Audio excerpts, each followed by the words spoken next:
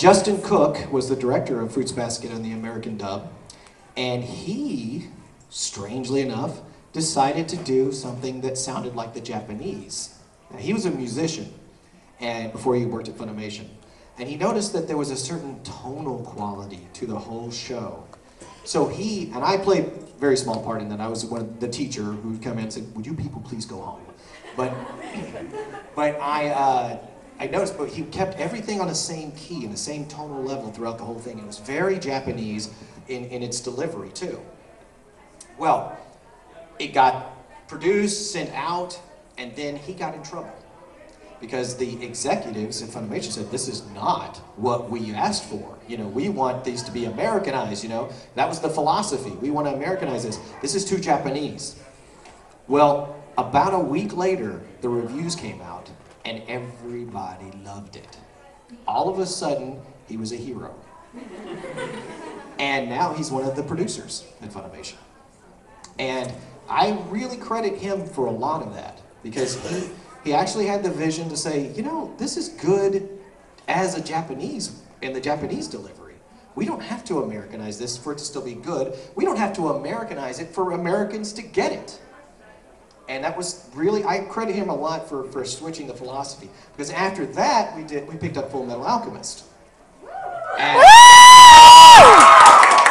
thank you. I think we won an award, right, for Best Cast. And that was it too. They wanted to keep very true to the original intention, you know. I think it set a precedent though. But I think that's where it started. That's where the shift started, right around Fruits Basket. Yes?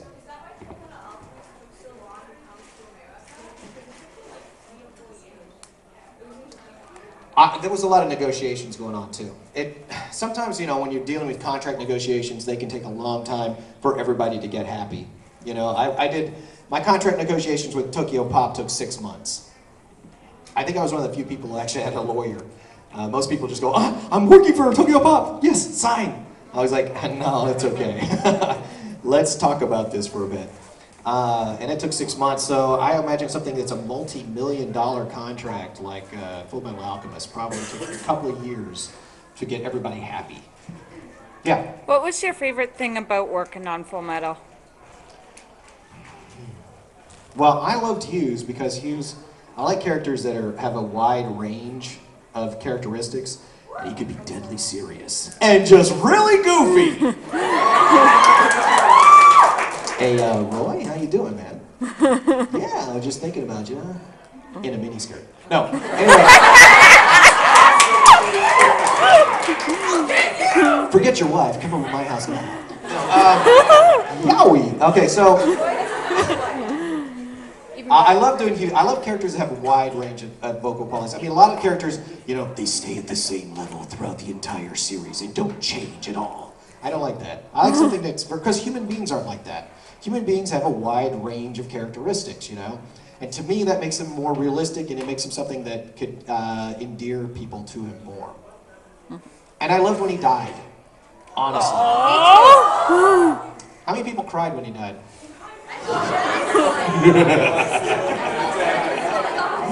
Yes. The evil plan worked, you all cried. Actually, as an actor, you love it when you make people cry, right? Well, unless it's a comedy. But yeah, I mean, that's the whole intention, right? I mean, it was a very sad thing. But I tell you, when he died, I told Mike, who was directing that episode, I said, "Oh, I'm just so depressed. I was such a cool character, you know, and now he's gone." And he goes, "Let me show you something that's going to cheer you up." He took me over to the computer and pulled up all the websites where people were saying they cried because he was dying. And I was like, yes. Oh my God, that's awesome. That's better than going on to 3 more seasons, you know? And it was a good career move for Hughes too, because I think it endeared people more to him. You know, they liked him before, but when he died, they loved him. How could you kill my favorite character? Suddenly he's people's favorite character. But before he was just funny. Yes? In the Full Metal Alchemist movie, how'd you feel voicing an alternate Hughes and he got to be a Nazi? I love Nazi. Well, since I'm part of the Aryan race, I was quite pleased to play Hughes as a Nazi. Actually, I am from Jewish heritage. My last name Strait originally was Streiton. Yes, Streiton. And Streiton means one who likes to pick fights. I mean, what were my ancestors doing when they're handing out names? They're like, your name is Streiton! You're an asshole!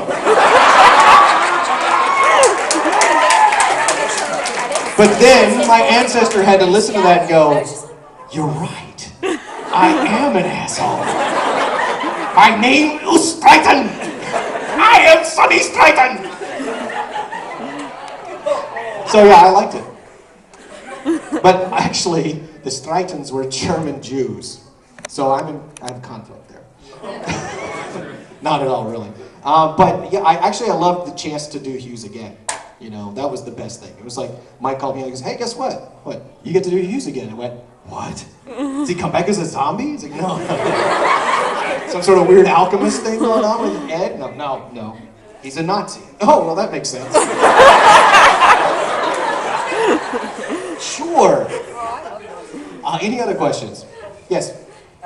Seeing how Hughes had like a lot of energy in the show, how did you feel like how to pull that off in the first place? Just give someone from a dull moment, just a high energy moment in the show. Yeah, because I'm a pretty subdued kind of guy. Usually pretty relaxed and no. I'm kind of manic myself, and I was kind of typecast as Hughes. I do have a wife and daughter at home that I'm very proud of, and I have pictures I can show you. And I don't have a swimsuit section like Hughes. That's sick. But Japan is a different culture, so we allow that. Oh, isn't she cute? But, what was the question? Oh, wait, the mannequins. Yes. So, like, one of the lines, you know, from the series is, sorry, but I've got a wife and daughter to go home to, right? Well, that was one of the lines in our auditions. And Colleen Klinkenbeard was one of the other directors of the series, right? And she was casting the show, and she was holding that audition.